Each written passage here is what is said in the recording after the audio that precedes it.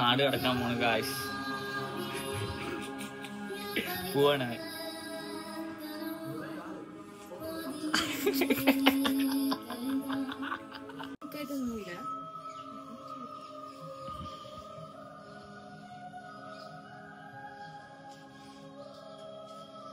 അപ്പു പോവാണ്. നമുക്ക് ആനെ കാണാം. അത് വേണ്ട, അത് വേണ്ട. അതൊക്കെ സ്റ്റൈൽ തന്നെ. அவள் பேசுகிற மலையாளம் உங்களுக்கு கண்டிப்பாக தெரியாதுன்னு எனக்கு தெரியும். ஸோ நான் பேசுகிற தமிழாக இருந்தாலும் நீங்கள் புரிஞ்சது கொஞ்சம் கஷ்டம்தான். ஸோ வீடியோ லாஸ்ட் வரைக்கும் பாருங்கள், எங்கே போகிறேன்னு சொல்கிறேன். എയർപോർട്ടിൽ പോകണം ഗായ്സ്.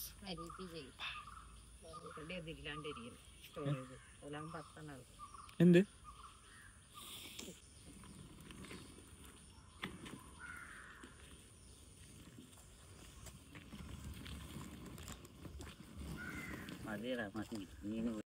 പോവാണ് ഗായ്സ്. ഫുൾ സാഡാണ്. അഭിനയിക്കുകയാണ്. എനിക്ക് പോയി കഴിഞ്ഞാൽ സന്തോഷിക്കാൻ നോക്കൂ. അവിടെ പോയി കഴിഞ്ഞാൽ സമാധാനം കൊണ്ടുപോകാം. കേട്ടി പോവാണ്. இங்கேருந்து மெட்ரோ ஏறி தான் நாங்கள் ஏர்போர்ட் போகலான்னு பிளான் பண்ணிட்டோம். அங்கே அடுத்த வண்டி இப்போ வரும். മെട്രോ ഗായ്സ്, മെട്രോ സീനാണ് ഗായ്സ്.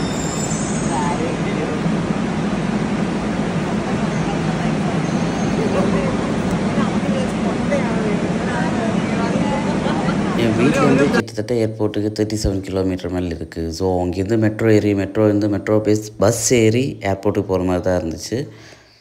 எனக்கு பொண்ணுக்கு பிடிக்காத ஒரே ஒரு விஷயம்னா அது க்ளோசிங் ட்ராவலிங் தான். ஆனால் ஃப்ளைட்டில் எப்படி தான் போக போகிறேன்னு எனக்கு தெரியல. ആറ്റിറ്റ്യൂഡാണ്. ആറ്റിറ്റ്യൂഡാണ് ഗായ്സ്. 10 വയസ്സിക്ക് പറ്റില്ല.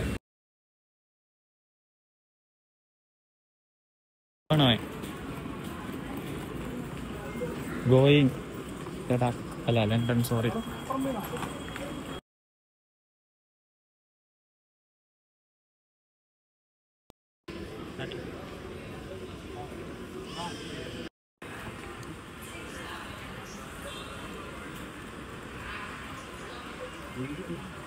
ஸோ இன்றைக்கி நான் எங்கே போகிறேன்னா டெல்லி. அதாவது முன்னாடி சொன்னேன், அவன் சொன்னால் லண்டன் அப்படின்னா லெட்டர் எல்லாம் கிடையாது, டெல்லிக்கு தான் போகிறேன். ஆஃபீஸ் மீட்டிங்காக தான் போகிறேன். நான் ப்ரொஜெக்ட் கோஆர்டினேட்டர், அப்புறம் என் கூட ஒர்க் பண்ணுறவங்க. ஸோ நாங்கள் ஒரு 5 பேர் போனோம். 4 டேஸ் மீட்டிங் இருந்துச்சு. ரொம்பவே ஹாப்பியாக இருந்துச்சு என்னோட இந்த ஒரு ட்ராவலிங். ஏன்னா நான் நிறைய வாட்டி டெல்லி போயிருக்கேன், பட் ஃப்ளைட்டில் ஃபஸ்ட் டைமாக போகிறேன். அந்த ஒரு எக்ஸ்பீரியன்ஸ் எனக்கு ரொம்பவே பிடிச்சிருந்துச்சு. என்கிட்ட இருக்கிறவர் தான் ப்ரொஜெக்ட் கோஆர்டினேட்டர். அவர் எனக்கு ஒரு பிக் பிரதர், ஃபாதர் அந்த மாதிரி சொல்லலாம். நமக்கு ஃபுட்டு வந்துச்சு, பெட்டர் அப்படி தான் சொல்லலாம். அதுக்கப்புறம் டீ வந்துச்சு. டீ எல்லாம் குடிச்சு சரி ஓகே ட்ராவல் பண்ணி அந்த ஒரு வைப் நல்லாவே இருந்துச்சு. எனக்கு பிடிச்சிருந்துச்சு. பட் ட்ரெயினை விட இன்னும் பெட்டர் ஃப்ளைட்டு தான் அப்படின்னு தான் தோணுச்சு. ஏன்னா ட்ரெயினில் போகும்போது 3 டேஸ் மேலே ஆகும் நமக்கு ட்ராவல் பண்ணுறதுக்கு. ஸோ ஃப்ளைட்லனா 3 hours தான் ஆகிடுச்சு. நிறையாவே டைம் டிஃப்ரெண்ட் இருக்குல்ல. ஸோ அந்த ஒரு ட்ராவலிங் அங்கே போய் டெல்லி ரீச் ஆகிட்டோம். கொஞ்சம் ஃப்ளைட் லேண்ட் ஆகும்போது கொஞ்சம் பயமாக இருந்துச்சு. பட் பரவாயில்ல, டெல்லி வந்துட்டோம். ஸோ நெக்ஸ்ட்டு என்னென்னா